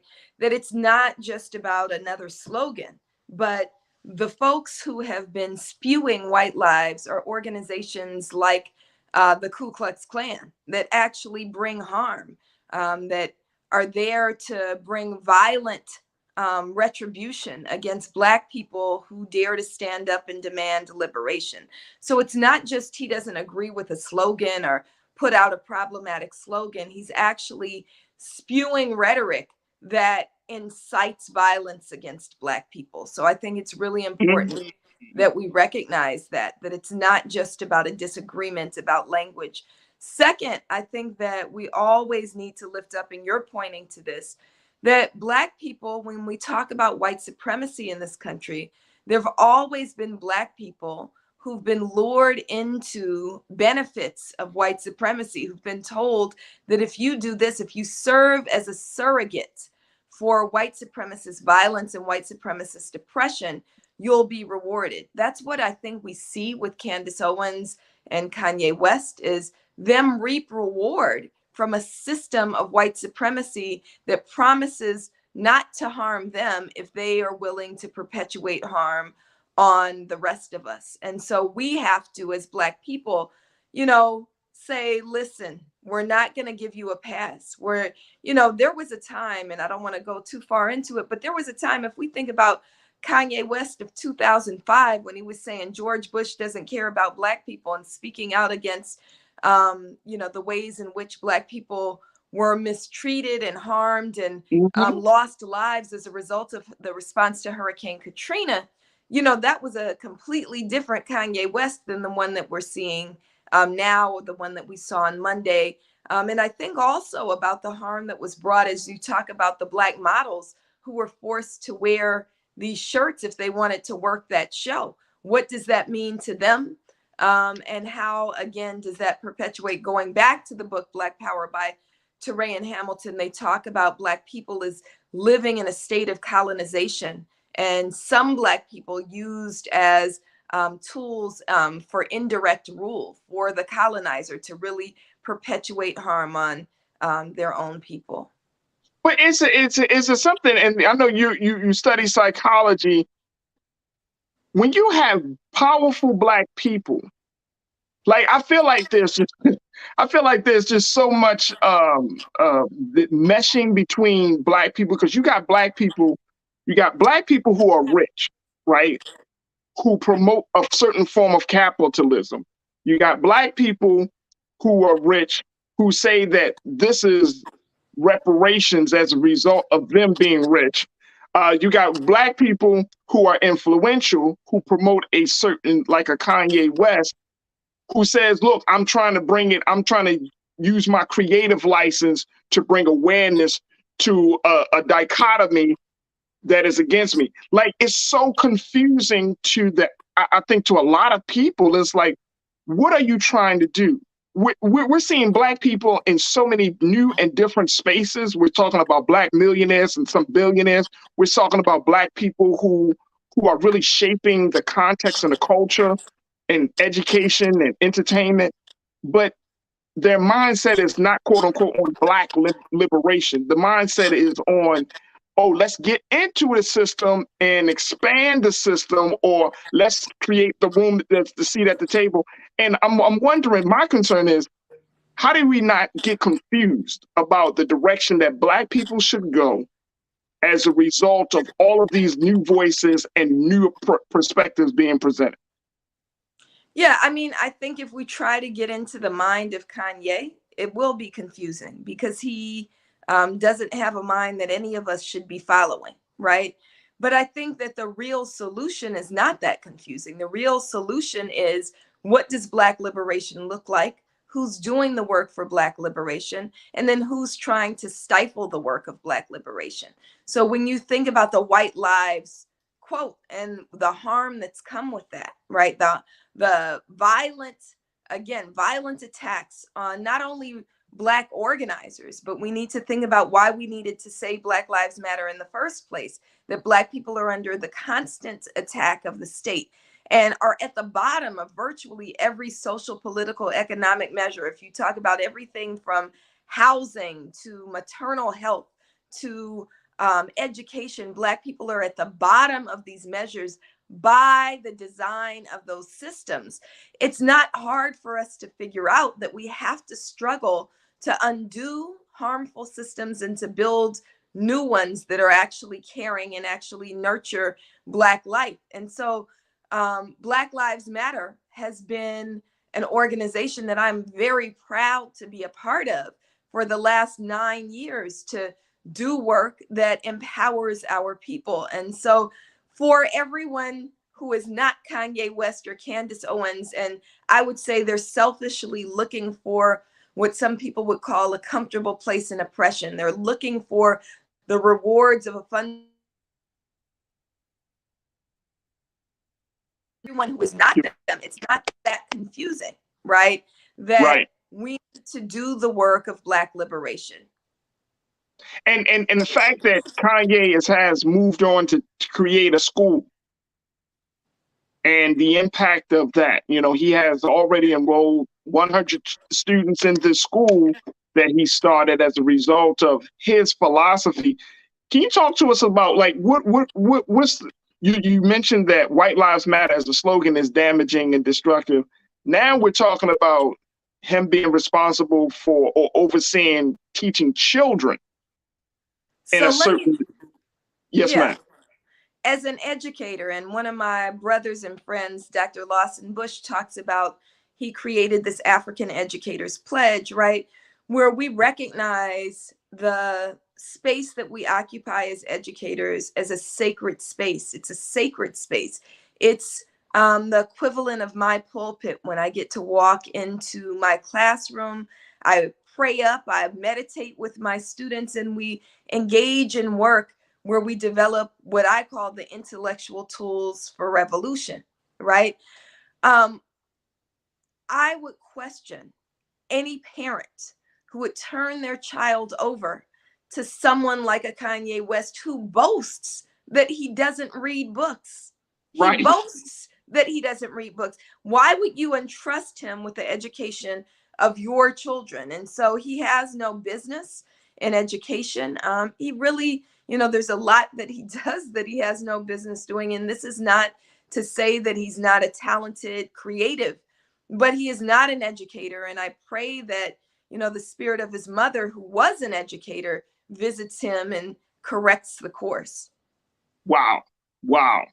As a result, what has been the response that BLM has received that you might have seen on your end with BLM grassroots or just in the national, in some of the national office? Has there been any type of pushback? Has there been any type of action that's been done in response to what Kanye has put out there? Has there been more money coming in for the organization, more support and resources?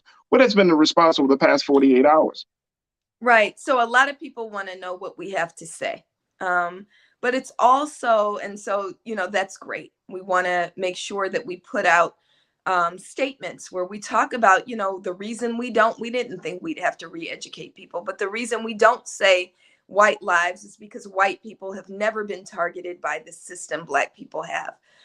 It's also encouraging, though, to see entertainers and influencers like Jamie Foxx, like Amanda Seales, like Van Lathan, speaking up so beautifully and powerfully. And I think that one of the reasons that they're able to speak in ways that are really thoughtful is these are people who are also aligned with movement, right? So Jamie Foxx does work with Trayvon Martin's family, right? Amanda Seales is connected with movement. Van Lathan is constantly in conversation with Black Lives Matter organizers and knows what's happening on the ground. And so they've been able to speak up powerfully.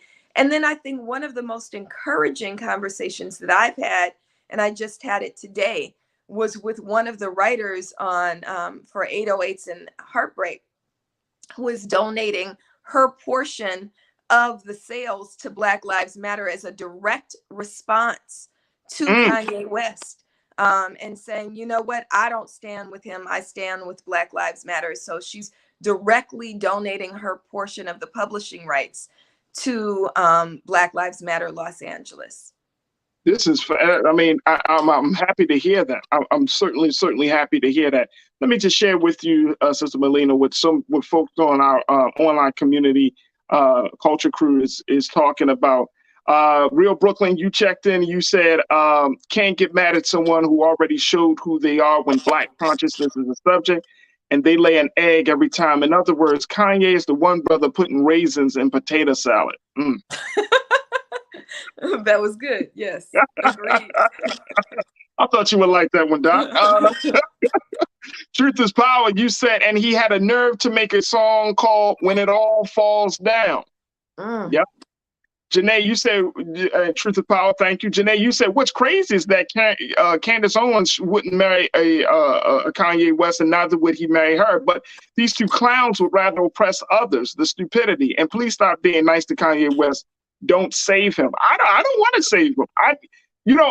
We have these conversations like, and I said it jokingly, like, oh, he's not invited to the cookout.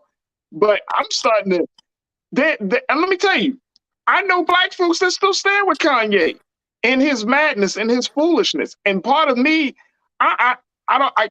maybe it's just me, Sister Melina, but I'm starting to look at those folks a little crazy, like, yo, y'all really still riding with this guy? Like what will have to happen in order for Black folks to say enough is enough? Now, it's one thing culturally to say, oh, we take somebody's Black card, but it's another thing when we take some real action against somebody, whether it's boycotting their music, boycotting their fashion, saying, look, we're not going to support you. Hell, and I know this is a sensitive topic, but we still have huge debates about R. Kelly. We're having debates about Tiffany Haddish and Ari Spears. Like, there seems to be this like pro this, anti that. when it comes to certain moments like this, right? And I'm just saying, like, damn, we can't be on the same page about something as blatant as what we're seeing right now. And that's the concerning part. That's what concerns me the most, Dr. Molina. Yeah, I think that she may also be responding to, I did invite them to my class. I said, you know, Kanye West and Candace Owens, if you don't understand race, racism, and why we say Black Lives Matter, come to my class. It's free, it's online, and you're welcome to come so you can understand. And there are some folks who said that that was too soft of an approach. But what I really want to do is dispel this idea that they're ignorant. I think that they're willfully ignorant, right? That they are choosing to espouse ignorance, and not just ignorance, harm. And I wanted to expose the willfulness of that. I think Van Lathan is one who said, you know, it's either ignorance or evil. Well, if they're not willing to educate themselves, it shows which one of those things it is. And again, I don't want to understate the harm of what it is they're saying and espousing and wearing on these shirts. That, you know, when you say white lives, you empower violent white supremacists to really bring physical harm against organizers, and you enable a pushback against those whose loved ones have been stolen by police violence. Sure, sure. Speaking of which, I want to share with folks, and I'm sure you've already seen it because you do the work of building with these families. I wanted to talk about the statement that came from Ahmaud Arbery's mom, Miss Wanda. And let me just pull this up. Keenan and Ariel, if we can post that. This is the statement that Miss Wanda Cooper Jones, who is the mother of Ahmaud Arbery, who was killed by those white men down in Georgia. This is what she said in a statement given through her attorney, Lee Merritt. Miss Wanda Cooper Jones, the mother of Ahmaud Arbery, expressed her, quote, extreme disappointment in Kanye West for slapping the phrase White Lives Matter on clothing from his latest Yeezy collection and doubling down on his stance on Tuesday. She said as a result of his display, White Lives Matter started trending in the US, which would direct support and legitimize extremist behavior, much like the behavior that took the life of her son. Now, Ms. Cooper Jones relayed through her attorney. That is the thing that Wanda and family like hers continue to fight against. So if we got a black man empowering white extremism, it seems like there's you know, how do you prepare for a war? Because now it's not just about the white extremists. Now you got to figure out who in your community might be in a cahoots with them. Right. Well, I don't think anybody was questioning whether or not Kanye was on our side. I think anybody who's followed him for the last couple of years and saw him in MAGA hats and cuddled up with Donald Trump and running around with other folks like Candace Owens, I think we knew he wasn't on the side of the masses of Black people. So I don't think that that's anything new. But we do have to start to question Black folks. There is a such thing, again, as Black faces on white supremacy. And Kanye West is, I think, willfully choosing to be a Black face on white supremacy. Damn. Like he said, when it all falls down, damn. Right. That's the place. And you know, Bob, you doing your work on the grassroots level in Los Angeles. Do you think that this will force Black Hollywood, quote unquote, to get into a clearer understanding of making a stand, not just on this thing, but just in terms of social justice and civil rights issues that are affecting our people? Will this force Black actors, other Black actors who are not part of the movement, to get involved? Well, I certainly hope so, right? And we have a lot of Black folks who have been involved. So I think what it could do is remind them that Black Lives Matter is not here for a moment. We are what is required of our lives as Black people, right? Doing work to bring Black liberation. That struggle never ends until we get free. And we're nowhere near freedom. We're further down the road than we were, but we're nowhere near freedom. And so I think our ancestors, our children, and future generations require of us that we constantly struggle, that in Angela Davis's words, that we remember that freedom is a constant struggle. And so I hope that other entertainers, artists, influencers will counter what Kanye feels like he needs to say, is paid to say. We know that, he's not short on money. So no.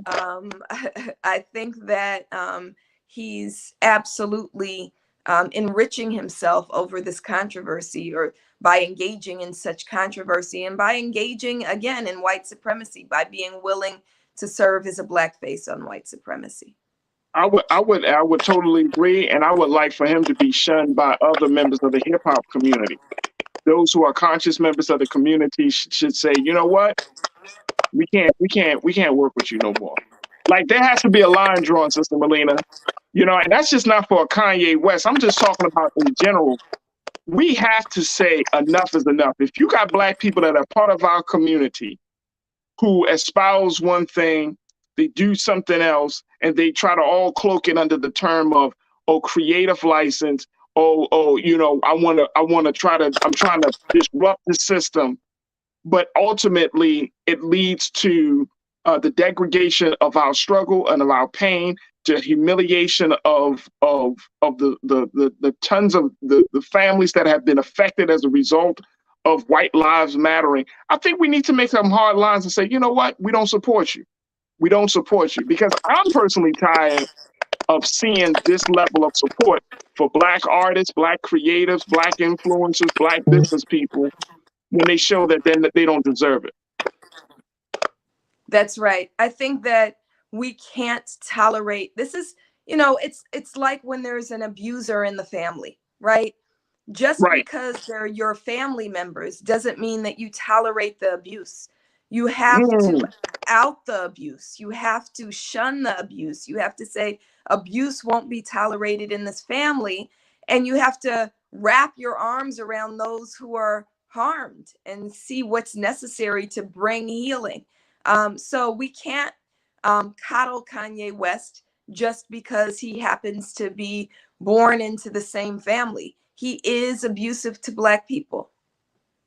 Yeah, it is. I'm going to let that be the final word, Doc. I'm going to let that be the final word. Dr. Melina Abdullah, who is a professor, a tenured professor. She's also the co-founder of Black Lives Matter Grassroots, doing fantastic work in the city of Los Angeles and across the country. Dr. Melina, it's always a pleasure and a privilege to have you on the show to share your thoughts. And thank you for your response to this controversy. We truly appreciate it. Thank you so much. Appreciate you, brother. Absolutely. Absolutely. Folks, we got to take a quick pause. When we come forward, final conversation. Let's check in with Coach Butch McAdams about the historic 62 homers that was hit by Mr. Aaron Judge of the New York Yankees. We'll talk about the impact of this on baseball history with It's the Culture here on the Black Star Network.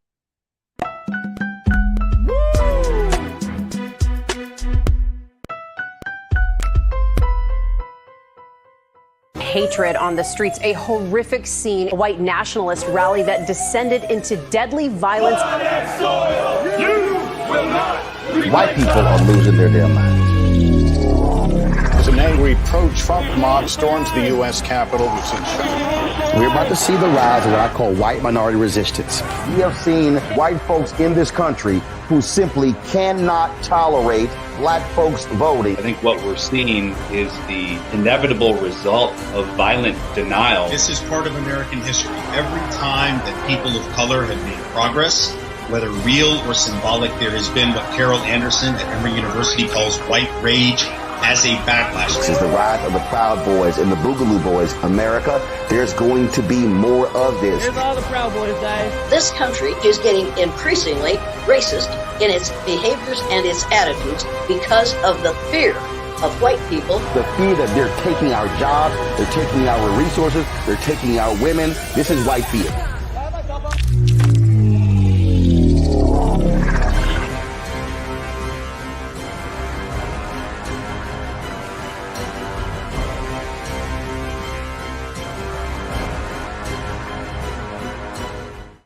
talk about blackness and what happens in black culture, we're about covering these things that matter to us, speaking to our issues and concerns. This is a genuine people-powered movement. There's a lot of stuff that we're not getting. You get it, and you spread the word. We wish to plead our own cause. Too long have others spoken for us. We cannot tell our own story if we can't pay for it. This is about covering us. Invest in black-owned media. Your dollars matter. We don't have to keep asking them to cover our stuff. So please support us in what we do, folks. We want to hit 2,000 people, $50 this month, raise $100,000. We're behind 100,000, so we want to hit that. Y'all money makes this possible. Checks and money orders go to P.O. Box 57196, Washington, D.C. 20037-0196. The Cash App is $RM Unfiltered. PayPal is R Martin Unfiltered. Venmo is RM Unfiltered. Zelle is Roland at RolandSMartin.com. When we invest in ourselves, we're investing in what's next for all of us. Growing, creating, making moves that move us all forward. Together, we are Black beyond measure.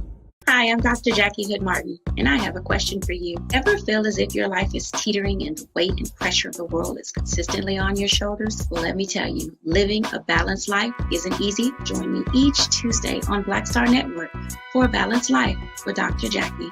We'll laugh together, cry together, pull ourselves together, and cheer each other on. So join me for new shows each Tuesday on Black Star Network, A Balanced Life with Dr. Jackie.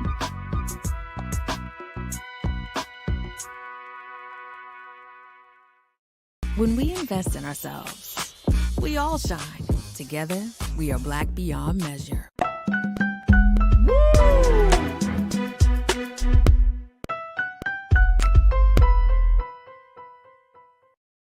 All right, folks, welcome back to The Culture here on the Black Star Network. We've been having a day of dynamic discussions talking about a variety of issues, and I could not let the day go forward without us having a conversation about sports. And every so often when we have a chance to talk about sports, we're talking about the big cultural moments, historic moments that we see. And so I'm so happy to have our big brother, Coach Butch McAdams, joining us for this part of the discussion around Aaron Judge, the New York Yankees player who has already hit a historic 62 home runs, beating out the record that was set by Roger Maris back in 1961.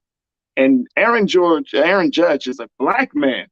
He's his parents. He comes from a biracial family. He was adopted by white parents who took good care of him, and now he is in the in history books as having more home runs in a single season than Roger Maris. Let's bring in Coach Butch McAdams as we have this part of the conversation. Coach, thank you as always for being a part of the conversation, sir. What's your take? What's your take of Aaron Judge right now? 62 homers, beat out Roger Maris, who beat out Babe Ruth. Is this something that black folks should be truly excited about? Well, I think this is something that black folks should be truly excited about. And I think this is something that all the baseball fans should be truly excited about. Now, I'm not that old where I saw Babe Ruth hit the 60, but I was a very young baseball fan back in 1961 when Roger Maris hit the 61. And so you're talking about 1961 to 2022. And not only has Aaron Judge had a great year from the home run perspective, but he's only a few points, batting points, from winning the Triple Crown. I saw that. Yeah, so you're talking about a guy that has 62 home runs, over 100 RBI, and is batting over 300. That is a season, man. He's going all the way. So 62 home runs. Now this is, like I said, he is and I read this, like his stature, Coach, 6'7", 282 pounds. This is a big guy. He is a big guy, Right. He's a big guy, and he is an all-around athlete. If you read his bio, he played multiple sports in high school. And once again, this guy, you could see it coming now.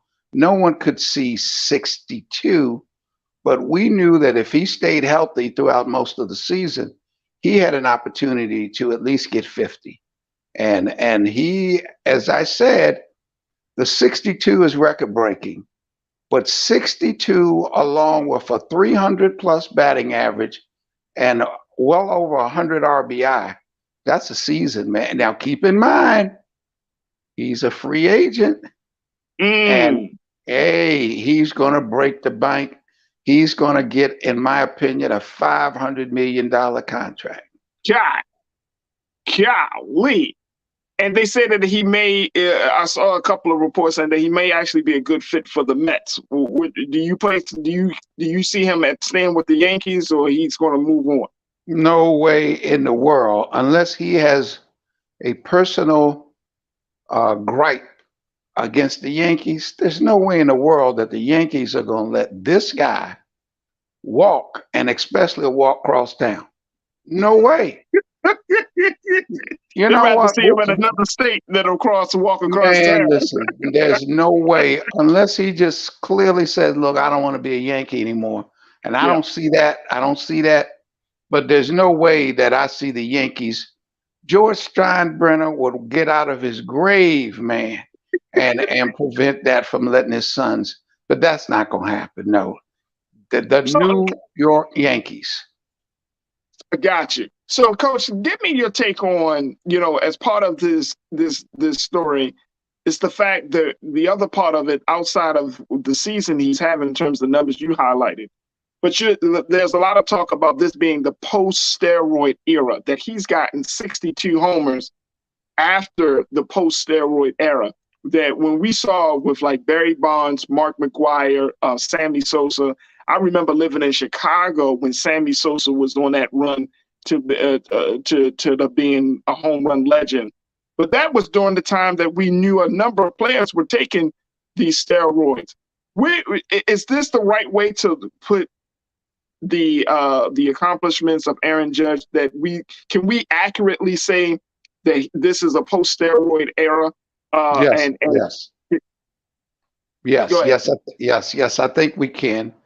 And what I would do, okay, first of all, let me say that Barry Bonds should be in the Hall of Fame.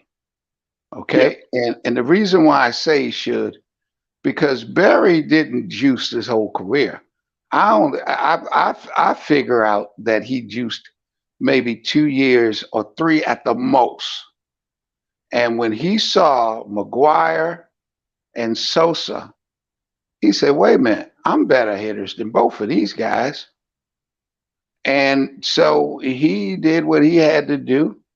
And those normal warning track balls were, hit out in the Bay in San Francisco.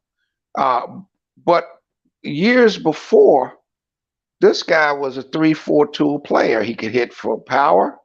He was normally around 40 home runs, something like that. Not much more than that. He could hit for average. He could run, and he could throw. He could field.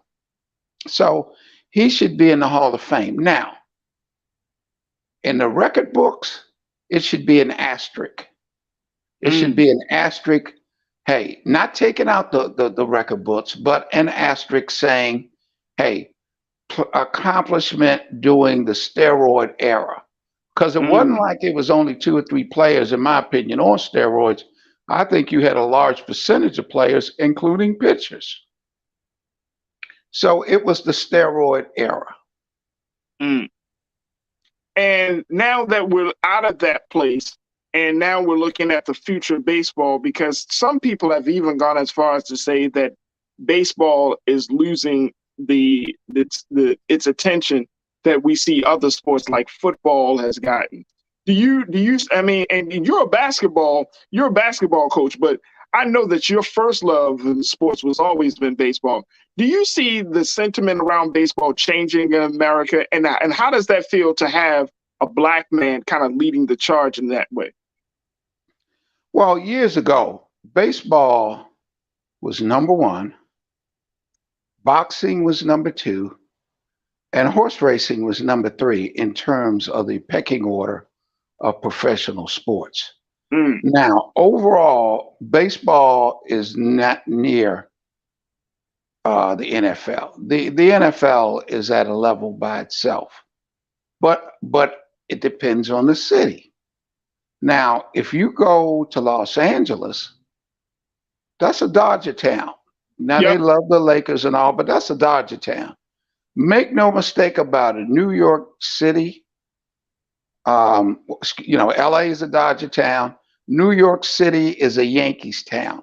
St. Louis is such a huge baseball town that they don't have football, NFL, and they don't have NBA. So in certain cities, baseball is still king, but across the nation, no.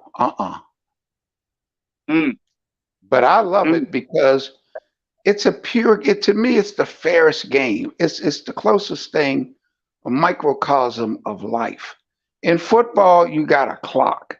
In basketball, you got a clock. There's no clock in baseball. You got to get the job done. You got to get them 27 outs. I like how you put that, Coach. Yeah, and everything. But what I don't like is baseball now tampering a little bit with the rules. Baseball is fine. Baseball is fine. And I always equate baseball like watching a serial. Okay. You just can't sit down and watch, as the old folks used to call them, the stories. Okay. You can't just watch Days of Our Lives or The Young and the Restless and know what's going on. You got to follow it. Baseball's the same way. See, football, you can sit down and you can see somebody running or somebody get hit, and that's self-explanatory. But in baseball, you got to know the players, you got to know the situations, and I love it because it is the hardest thing to do, in my opinion, in all the sport, is to hit a baseball. And what's equally difficult for a pitcher is to get a professional hitter out. You can be a tremendous athlete. Look at some of the great athletes who tried to play baseball and weren't that successful. Michael Jordan, Deion Sanders. Bo Jackson. Baseball is something that you cannot get a late start in because it is so skilled. It's just so skilled of a sport where you have to start young, okay? And there's a skill set to hitting a baseball. There's a skill set for pitching. I love the strategy of baseball. I mean, some people say it's boring, but if your team is in the playoffs, for example, my team, the Washington Nationals, 3 years ago, went through the playoffs and they won the World Series. I sat down on just about all of those games and watched every pitch because every pitch was important. Every inning was important. But it's a sport that you have to know the players. You have to know the players. Let me tell you, this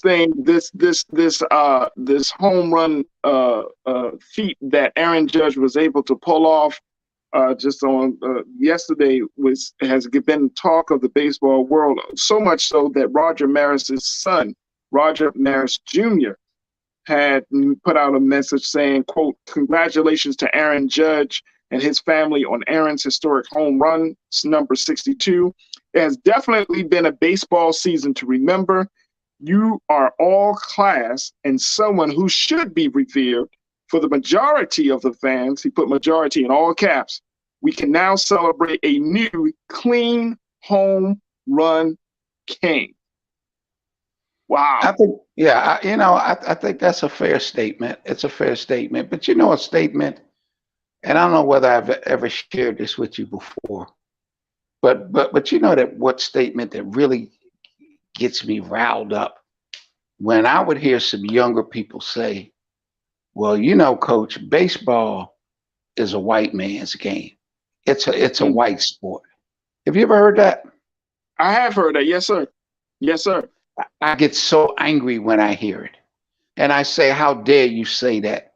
That is so disrespectful to a Satchel Paige or Cool Papa Bell or Josh Gibson, Jackie Robinson. And then when the black ball players had a chance to come up in the natural progression, like 20, 21, 22, the Willie Mays, the Frank Robinson, the Hank Aarons of the world. And if you do your homework, you'll see the greatest players of all time have been African American. Yep. Nobody has ever played the game better than Willie Mays. Nobody. Okay? In terms of pitching, a right-hand pitcher, Bob Gibson. Anytime you are so good that the sport has to adjust its rules, you're dominant. Bob Gibson was in 1968, Bob Gibson was so unhittable that they had to change the rules. They lowered the mound. Damn. And all of these are black players. And even today, as you stated, we still have great black players. Yep. Now, what you don't see a lot of are dominant black pitchers anymore. They're few, but not a lot. But man, and I'm telling you, Judge is going to break the bank, and well deserved. And I don't think you've heard the last of this guy. No, now, I don't think so either. I definitely don't think so either. either. If he stays relatively healthy, because he's just coming into his prime. He's just coming in. Let me say this about Roger Maris. Roger Maris came out of nowhere. Okay. The Yankees traded for Maris from Kansas City in 1960. And he had a really good year, 1960. Yankees lost the World Series 7 games to the Pittsburgh Pirates. And that was rare because Yankees didn't lose too much back then. But 1961, that team, now he had 61 home runs. Mickey Mantle had 50, I think he had 55 home runs because they were neck and neck. Can you imagine, like when you had Sosa and McGuire? That was during your time. But can you imagine a home run derby with teammates, not just teammates, batting behind each other? Dang. And yeah, Mickey finished with about 54, 55 that year. Roger had 61. And on the Yankees roster, I think they had at least 6 or 7 or more players that had 20 or more home runs. That's crazy. That's crazy. That says a lot about the organization. Well, the organization, man, it's the Yankees. They for so many years were dominant. Then they hit on from 1964 to about 1977. They hit on a really low period. Steinbrenner comes in, he buys the team, and he builds it back up. But then they bring in another star, Reggie Jackson. Yep. And Reggie keeps the brand going. Okay. Yep. And then after that, they build it up where they don't have the big slugger, but they have so many great players. And then the dominant star during that era was Derek Jeter, number 2, the captain. Oh, yes. Yep. Yeah, Derek Jeter. Now, speaking of that, now here's a little known fact that I think your viewers would enjoy. Do you know that the public announcer address at Yankee Stadium, you know, the guy that says now batting and now pitching, is a brother? No, I didn't know that. He's an African American. Wow. He's an African American, yes, absolutely. But I did no, not know that, baseball, Coach. yeah. And it's, if you're a baseball fan, it's nothing like, and I experienced this for a few years here in Washington. But unlike football, where you got to wait 5 or 6, 7 days, you got a good baseball team. Man, just think of it. Just about every night you can turn the game on. Right. And see a good sporting event. It's nothing like it, man. It's nothing like it. And it's nothing as worse as what the Oriole fans went through for years, and now what we here in Washington are going through, to have a team rebuilding. Oh, I hate that. I hate that. You know, they're going to rebuild and put a minor league product on the field, but the prices are still the same. Right. You know, if I want to see AAA, then I'll go to see AAA. I know you, Coach. I definitely understand. Hey, Coach, you know what? We know why I truly appreciate you, because you, and this is why I invited you on, because one is that you can give us some context and history to this big and historic moment, which is not just about the stats. It's also about the legacy that Aaron Judge is kind of walking into as it relates to other Black ball players and the legacy that he's walking into with baseball in general. So, you know, it's truly appreciated. All right, we got like 30 seconds, and I'm gonna hit you with something that you probably, I wasn't thinking about this, but I was like, I got you on the line. The NFL season is moving further along. I gotta ask you about my guy, Lamar Jackson. What you think, Coach? Lamar Jackson is a tremendous athlete. He's a very good quarterback. I think Lamar should have taken the last contract offer that the Ravens that 250, 133 guaranteed. Absolutely. That's fair. That's fair, because what he's looking at, and if anyone else along with him, they're foolish. Nobody, and I shouldn't say anyone, but the chances of somebody other than the Cleveland Browns given that much guaranteed money is not going to happen. Yeah. So I felt because if you look at it, 250, 133, that's very much comparable to Russell Wilson. Yeah, it was a little bit more than Russell Wilson and Kyle Murray. So what is he at right now? Right now, objectively, I would say Lamar is probably 5th or 6th best quarterback in the league. Gotcha. Okay, and now, because again, and I tell the Ravens fans, very electrifying, very exciting player, but 1-3 in the playoffs.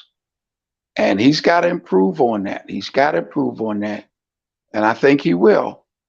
But he definitely should have taken that contract. He definitely should have.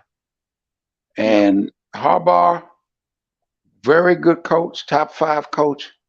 But boy, he has a tendency to make some horrible decisions in a game. You think he needs to be fired? Absolutely not. Who are you going to replace him with? You know, unless you can guarantee getting Sean Payton out of the booth, out of the television studio, and then maybe, yeah. But anything short of that, who are you going to replace him with is better? Every year the Ravens know they're going to be in contention. Yeah. Yep. And every year, Coach, the Ravens will give you a heart attack when watching them every year. Well, you know what? It's better than watching what I have to watch. But you know what? I only watch them from a professional perspective because of what I do. Right. But as I said, if them suckers played in my backyard, I'll pull the blinds on.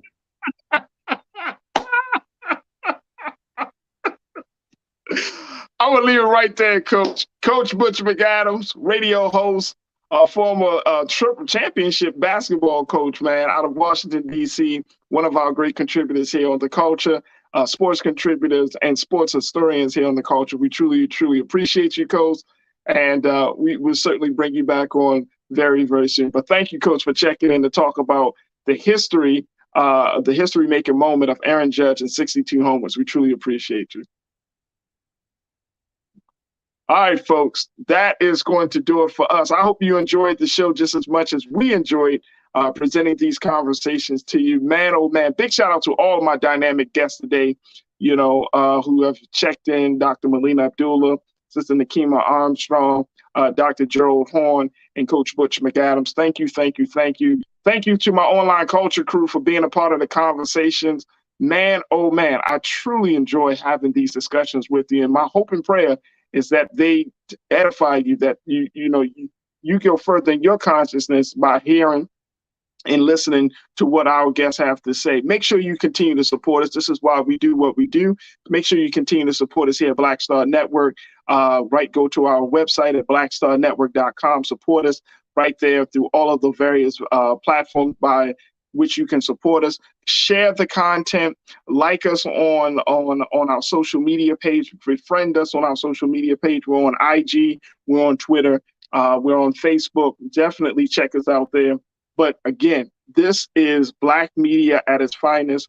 We're putting out programs, we're having these discussions, we're showing you the people that are making the difference in our culture. And so we need to keep the momentum going. Also, make sure y'all hit me up on my social media. You can find me on Instagram at The Real Farajii.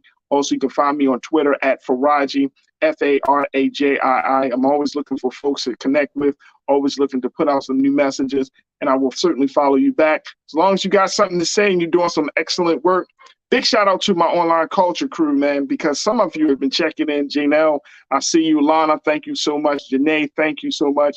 Y'all put me on the things that I don't always, that sometimes I miss. And sometimes when you got all these things happening in our country and around the world, your eyes can't be everywhere. So for you, for y'all bringing information to me, Brother Damon, again, thank you for y'all bringing information to me about things that I have not seen or stories that I have not heard about. It is absolutely powerful. And that's the beauty of what we're creating here with this community called the Culture Crew, because you are a part of a community. You empower me, I empower you, and we can raise our consciousness together. So I appreciate each and every one of you for connecting and building with me. All right, that's going to do it for me today, but we'll certainly have some members of the Culture Crew joining us tomorrow. But at the 6 o'clock Eastern Standard Time, y'all can check out my big brother, Brother Roland Martin, for Roland Martin Unfiltered. Make sure y'all tune in for that. As always, never be afraid to challenge what's wrong, stand for what's right while being yourself in the process. Big shout out to my team, Joel and Shannon. Thank you, Ariel. Thank you, King Keenan. And my control room, thank you so much for making the broadcast tight and what it is today. But make sure y'all stay tuned for Brother Roland Martin in a few right here on the Black Star Network. God willing, we'll talk tomorrow. And other than that, see you soon. Peace.